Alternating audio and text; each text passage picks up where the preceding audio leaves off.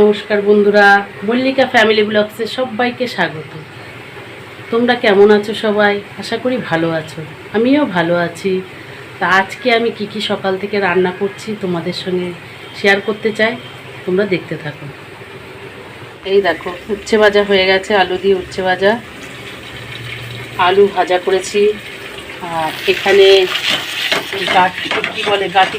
গাটি কচু আলু দিয়ে ঝোল হবে। আর দই কাতলা করব, ডাল করব, তোমরা দেখতে থাকো। বন্ধুরা, দই কাতলা আমার হয়ে গেছে। ফাইনালি আমার ডালটা হয়ে গেছে। ডালটা হচ্ছে সিদ্ধই, কিন্তু এটা সিদ্ধ করে তেল গরম করে লঙ্কা কেটে দিয়ে পেঁয়াজ রসুন ভিজে এর মধ্যে আলু দেওয়াও আছে। এইরকম ডাল আমার বড় ছেলে খুব ভালো খায়। প্রত্যেক রবিবার আমাদের বাড়ি মনসা পুজো হয় মন্দিরে, ব্রাহ্মণ দিয়ে। এই দেখুন পুজো হচ্ছে।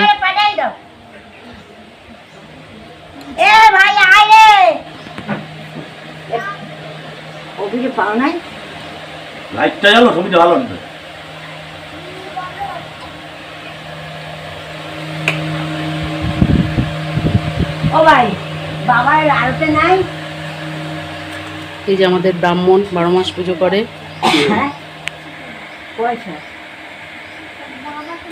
প্রত্যেক রবিবারই এই পুজো হয় ব্রাহ্মণ দিয়ে।